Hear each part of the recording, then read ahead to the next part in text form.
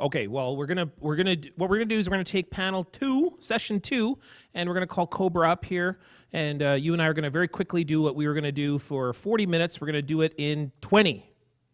All right, so we're gonna cure everything, fix everything. Okay, no, we're going to talk a little bit about immigrant Indigenous experiences. But you've all met me already, and of course, all of us at some point probably has come in contact with Kobra and Kobra's incredible work. Kobra's a lawyer. I mean, what could I say? A Kurdish Canadian lawyer, does amazing stuff in criminal immigration law, and immigrated here in 2001, right? Yeah. And I've, of course, known Kobra from our work with the Islamic Social Service Association. I keep wanting to say agency, but because really we're doing such incredible program delivery but with the association. And so I'm going to get Kobra to speak in just a minute. Do you want to go first, or do you want me to go first? I'll go first? Okay. All right, so then I'm going to act like a panelist and look like a panelist. I'd like to welcome to the stage the best-looking man in the room. Stan McKay. No, okay. Niigaanwewidam, this is me. I'm Niigaanwewidam. Okay, so you can read about me. I'm just going to talk very briefly about a couple things. Specifically about Indigenous peoples and newcomers. But this is stuff that I do right here. This was if I was being introduced. But when Krishna was showing up that picture, that was me speaking at that same rally. And I had brought River, because I really think one of the most critically important things is we have to show our children what we do. If we don't show our children what we do, and we don't show how we guide ourselves with love, they won't have an answer for when they are confronted with racism and classism and homophobia. And when they are confronted with those things, the way that they step forward with love is they see love. They see us acting in a nonviolent way. And so that's why I bring River to those things. That's for why it's so important to me. I want to ask the main question here, which is, what's the difference between family and friends? So the general answer, of course, is friends is like, anybody remember like high school, right? Remember grade 12 graduation night, you turn to that person, you're like, I love you forever. I'm going to be with you forever. And how long did that last? 10 minutes? Exactly. So now you maybe see them on social media or something like that, or you walk by them, and they're not really anything, but what they are is they're called friends. Meaning they're like mutual acquaintances. Friends mean nothing. And I don't mean that to be mean. I just mean friends mean nothing. You know what means something? Family. Family means well, that's what, family carries life. And what I mean by that is, one day my sister says to me, she says, I hate you, I never want to see you again. And her room used to be right beside me. And meaning that she would sit on her bed and lie in her bed, and she would kick the wall, and the wall would be right here. So I'd move the bed away from the wall, but she'd do that till 3 in the morning, just kicking and saying, I hate you, and try sleeping now, buddy. And then the next morning, what happens? She comes out, there I am, eating my Cheerios, saying, I'm not going anywhere. Here I am. Too bad. And that's family. Family's easy when it's nice, but family... when the hard times, that's when family's truly tested. And probably the most important thing about family is this is the currency of what we try to do. Next slide. This is why we go to the airport to drum people in. When we had our relatives, our new brothers and sisters, and our new aunties and uncles, and our new grandparents, and our new daughters and sons, and nieces and nephews coming from far away, we always give them a gift, number one. And for those of us in the Indigenous community, it's tobacco, or it's a handshake, or if you go to my auntie's house, she says, hey, my boy, come in, and she offers me a cup of tea. Now, can you imagine what your relationship would be like if I took my auntie's cup of tea and I threw it on the floor and said, oh yeah, auntie, that's what I think about your tea. You know how long that would last for me? I would not do very well in that situation. What I'm trying to tell you is that what we do with our gifts, when you are presented with those gifts, whether they be names, whether they be stories, or whether they be tobacco, or whether they be something that we often don't even understand as a gift, it's how we act in relation with that truly will tell us how we are to move forward. Next slide, please. The biggest gift of all is the very first immigrant to this area of the world, Jacques Cartier. We offered the name Kanata. when he was saying, where is the spices and the gold? He wasn't interested, Cartier was not interested in curiosity or us as people or exploring, even missionization. Cartier was not interested in missionization. He was interested in money because Europe was broke, and mostly broke because of the wars to the south, wars to the east, and they had nowhere else to go, so they wanted spices and gold. So when he said, where are the spices and the gold? Where are the spices and the gold? We said, you looking for the riches? Here's some riches, Cartier. We got this thing called birch tea. You look a little scurvied up. You should maybe drink some. No, he was looking for spices and gold, and we now call that oil pipelines. We call that diamonds. We call that shale gas. There is no riches in those things. The riches are in Kanata, which is the village. The riches are in relationships. And probably the most important thing is our relationships between people. We like to focus on all that. But the real relationships that we share, the ones that really matter, are the relationships with our non-human beings, meaning that's 99% of our life. We can get along great, but if we don't have anything to drink, or if we don't have anything to breathe, or if we don't have land to live on, it's almost pointless. Which brings us to, this is dramatically, next slide, treaty.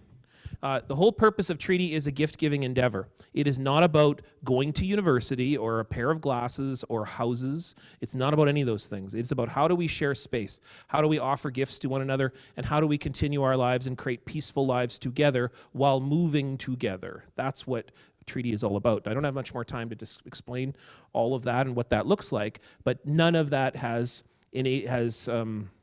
let's press it twice, remember? None of it has been enacted, from the very first day one, even on Cartier's ship or Christopher Columbus's ship or Herman de Soto's trip. Whichever ship it was, there was papal bulls, directives from the Pope, which said, take the land if you encounter the savages, the Saracens, the uncivilized. You have a right to take whatever you want. It would be like me walking into your house and saying, well, I just discovered this couch. It wasn't being used. There's nobody here, and you're like, hey, I'm sitting over here in the corner, I don't hear you. And that is the kind of flagrant disrespect that's been really since day one. No, go back, do the other ones anyways. And so that is, treaty has been fit into that mold, where now we think of treaty as these kinds of documents where Indians get free things all the time, or we're always complaining and protesting all the time.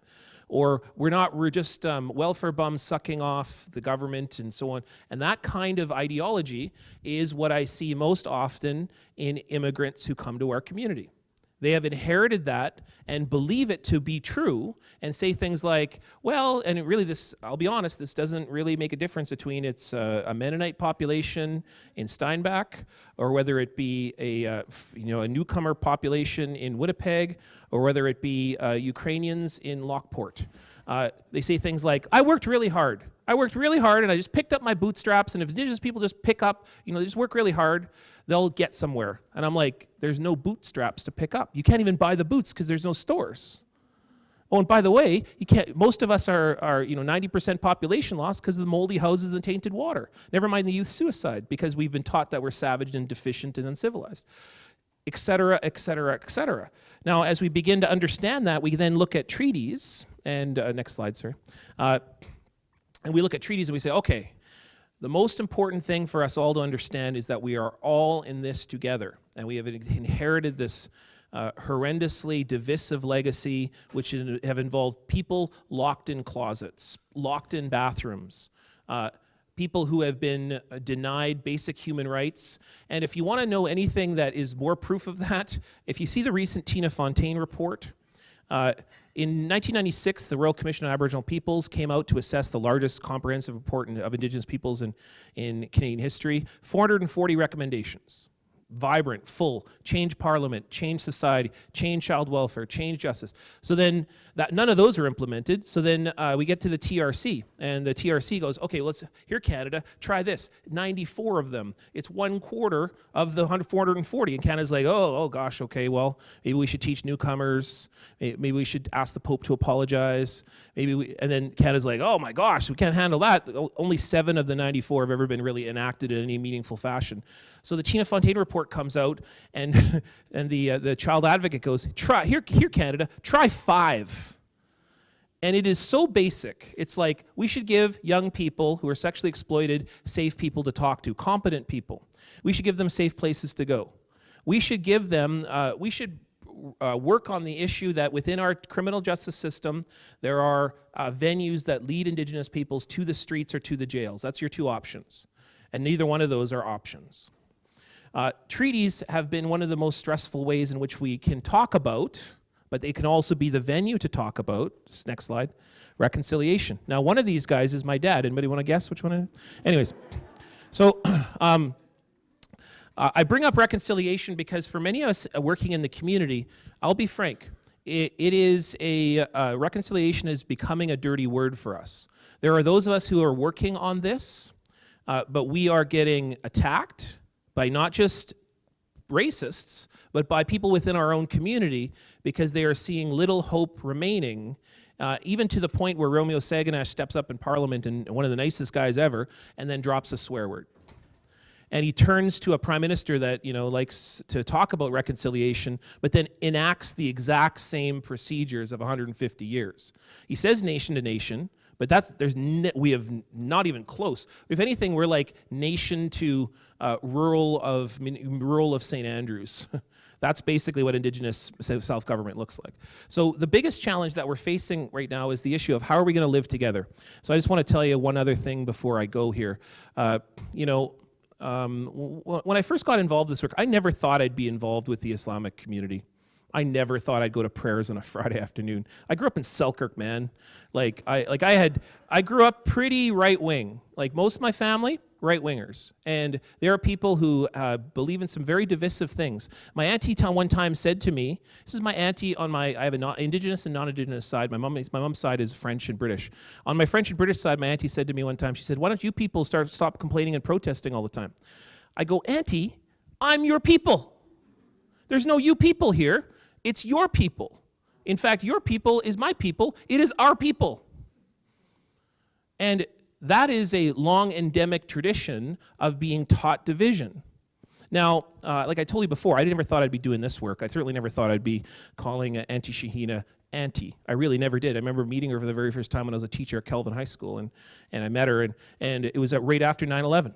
And that really woke me up to a lot of things, where I started thinking differently, and I started thinking about what is it that involves Indigenous people, or what I know about my life growing up as an Anishinaabe guy, and then seeing other communities, because frankly, it didn't really matter to me if it was white or brown. If they were immigrants, they were immigrants to me. They're settlers, they're settlers. But one day, this happened. There was this little newspaper in Morris, Manitoba, anybody heard of it? Called the Morris Mirror. And during the middle of I Don't Know More, they published an editorial which said, Indigenous peoples are complainers and protesters, and they act like terrorists in their own country. Now, I decided to do the most treaty thing I could possibly do. Take him a gift, just like my auntie offers to me when I go to her house. And I thought, I'm going to speak his language, so I'm going to go to Tim Hortons and bring him a coffee. That's the most rural Manitoba I could possibly imagine. That's the biggest Canadian gift I could imagine. Bring him a coffee and a donut. And I stood outside of his office all day. And of course, he wasn't ready to have a conversation, but the entire town was. The entire town came by me. The local subway person, manager of the subway, let me in to warm up because it was a minus 50-degree day. The mayor came by. I even have a lady came by who said to me, oh, if you can't find it was the manager, the editor of the Morris Mirror. I said, you should go to his house. And I said, well, I'm not really a stalker. She said, well, but his house is right there. And she pointed to the house across the street, and I saw curtains do this. He was looking at me the whole day. He's just not ready. He's not ready for what an adult conversation looks like of how do we live together. And frankly, that's as much on us as it is on him.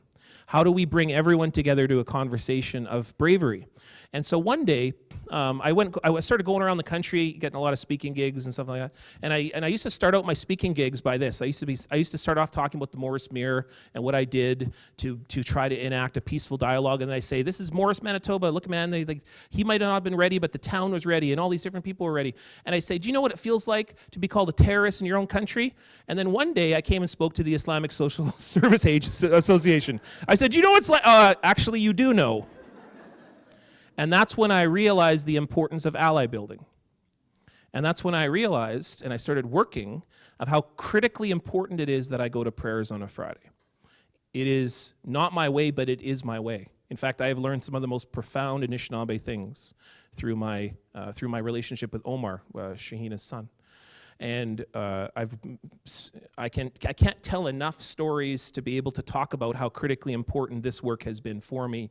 And it began in a sense of allyship, in making a reach, just like when we reach to people when they show up in the airport by offering the brave instance of a gift. And that might be a handshake or a name or a story, but by offering those gifts, we can get through this thing together. So I want to say miigwech, and I want to offer this to Kobra here. So there you go, Kobra. Thank you. Assalamu alaikum. Peace be with all of you. It's really hard to go after you. I should have went first, actually. I've learned my lesson. So when we first came to Canada, I was 14 years old, and as you see from the profile there, we came from a refugee camp. My parents had lived there for 22 years. So I was born and raised there. I didn't know anything else besides just a camp. So when we came here, I had no idea, not even my parents or the other families we came with had no idea that Indigenous people even existed in Canada. My idea of Canada was just white people, European people. The first time I came into contact with Indigenous people was when we moved, I guess it was about a year after we had been in Canada, when we moved into Manitoba housing. Literally our next door neighbor was Indigenous, and then a few houses down there was another Indigenous people. And one of the things that I remember, had always remembered about them, was every once in a while they would disappear, like the whole family. They were both related, both families. They would all disappear and their cars wouldn't be in the parking lot. And then on Monday, they would come back. And Manitoba housing is actually one of my favorite places because it's really a community. There's a lot of, it really actually for me felt like I was still back home in the camp, where all the neighbors know each other. If you need one egg, you just go to the neighbor. You don't drive all the way or walk to the store to get it. Like, you just go and ask, and it's just really a true community living. So we had a lot of contact with the family, but our English wasn't good enough to really ask where they were from or really to have a deep conversation with them about anything. So they would come back and the kids would come outside, and I would ask them, where were you guys on the weekend? Or during the summertime, they would be gone for a whole week or 2 weeks. The kids would be like, oh, we were visiting grandma on the reserve. And I had no idea what that meant, or the older people would say, oh, we went back home. And for me, it was like, how did you, in my mind, back home was always somewhere really far away. So for me, it was really confusing. I was like, well, like back home, the flight is like 12 hours or 15 hours. How did you like manage to go there? Because for me, it was like, these people must be from somewhere really far away because they're brown, they're not white. So how can they be from here? So I had always questions about who these people were. I actually didn't realize exactly who they were until I got to university. So it took a while.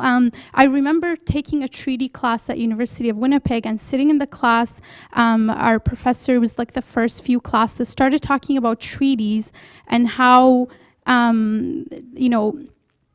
there's a number of treaties signed. We are on Treaty 1, and just going through the way negotiations happened and the interpreters and all the issues there and the terms of the treaties. And I remember just sitting there being so upset and shocked and confused and just feeling like literally somebody, like there's two people, one of them is pulling me this way and the other's pulling me this way, because for me, I had never thought about Canada that way. Canada was this absolutely amazing place that literally saved my family's life and saved my life. I'm now here, I'm going to university, something that I would have never been able to do if I was still in the camp. In fact, if we had stayed another year in the camp, the war in Iraq, like the US invasion had started, and then I could have, like many people who died my age, like I would have, like it's very likely there was a high chance that I would have died or injured or suffered in some way. So for me, it was like,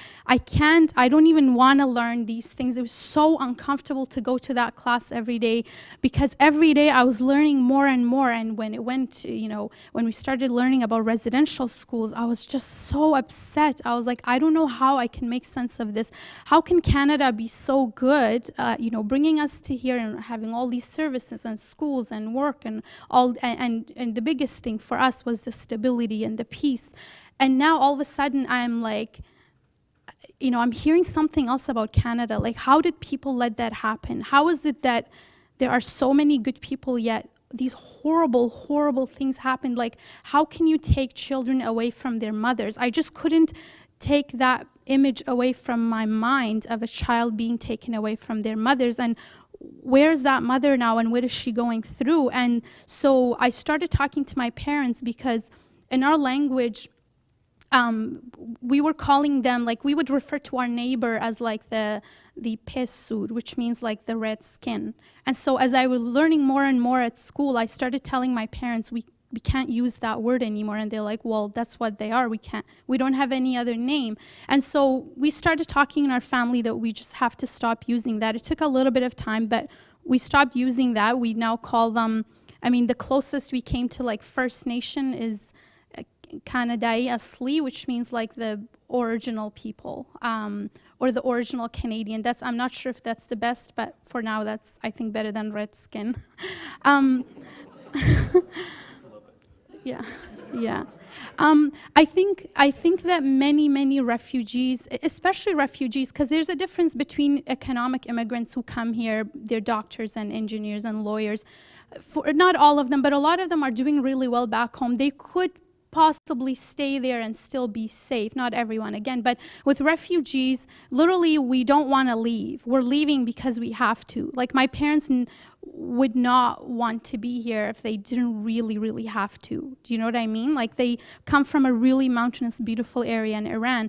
But then when we come here and when we have this peace and stability, we are really grateful. So for a lot of refugees and newcomers that I speak to, there's this real difficulty of like looking at Canada from that perspective of like not treating Indigenous people right, not just historically, but even right now. And so I think education is really key, but I also question the way we're educating right now. It's who is putting the content together and who's teaching it and how is it being taught? Because I talk to people and they're like, well, as you mentioned, Niigaan, earlier, they say, even my own family will be like, well, look at yourself. You were born in a refugee camp. You didn't even go to school and now you're a lawyer. So what's your explanation for that? Why can't an Indigenous person, they can even speak English better than you, why can't they go to school? And I'm like, I can't even imagine the trauma and the devastation that I would feel if I was taken away from my parents. I can't even imagine it. So how can I even put myself in the same line or put myself in the same boat as a child who was taken away from their parents? I can't. Yes, we do have a similar history of colonization, both all these communities, but then our oppression is really different. I've told my siblings, can you imagine like in the camp if there was a CFS and they took away from our parents? Like, we're already struggling with poverty and all these things. And then imagine like they took us to like some Arab family. Our cultures may be a little bit similar, even more so than the Europeans and Indigenous people, but like we don't speak the language. We're not familiar with the people around us. Like, I wouldn't be able to survive that. I literally wouldn't be able to survive something like that. And so I think the education is really important, but what is actually what are we actually teaching newcomers? Is it talking about the treaties and how we're, yes, we should teach them about the treaties, about how we're actually, by being here, we are parties to those treaties. So just like the earlier immigrants, we are parties to the treaties, and with that comes obligations. But also teaching newcomers and refugees about what's happening right now. Tina Fontaine wasn't murdered 200 years ago or 150 years ago. She was murdered just a few years ago. And Brian Sinclair, who was in the ER for 32 hours, I think, didn't die yesterday. He sat there, a person who really needed help. It's an if you can't get help at the emergency room, where else can you get help? Where would you go? Like that's the place where you go get help when you have an emergency situation. But this man, even being there, didn't get help for 32 hours. Everyone walking by, like the nurses, even though there was people from the public saying this guy looks like he's been here for a long time, everyone just assumed. And I don't think it's just like a mistake. There's inherent racism. Oh, this man looks like, didn't think he may be sleepy. He's been there for hours, but didn't think he may be sick. Just thought, oh, maybe he's probably drunk, like one of the other drunks. So he probably doesn't need help. We'll just let him sit there. And then he died. That didn't happen yesterday, a long time ago. That happened just recently. So there are things that are happening today that will really make, refugees uncomfortable, but too bad. I think we should be uncomfortable because that's the truth. We need to know what's happening right now. And that doesn't mean that all of a sudden you hate Canada or all of a sudden you don't appreciate. Like literally, I have a hard time sometimes. I'm invited to events and I tell my husband I don't really want to go because I think people just want to hear about how I was saved as a refugee. Like there's other things I want to say, but I don't know if people are really ready to hear it. And so it's really a difficult thing for me, but I think it's really, really important for us to tell all the stories because I do love Canada, and if when you love a sister or brother, if they're doing something wrong, it doesn't mean you're like, well, I love my brother, I can't tell him he's doing something wrong. Well, no, if you love something, you want to make it better. And I think there is potential for Canada to do better. Just like I think there are problems, but we are doing a good job bringing in refugees, but we can do also better treating Indigenous people right and actually honoring agreements and treaties that we've signed with them. Thank you. Okay. All right. Okay, I'm seeing the members of the next panel coming in here in a second. So, but just to wrap up a little bit. So I guess the three actionable kind of items that you could think in terms of coming out of this panel is, first of all, seeing Indigenous peoples is a revolutionary act.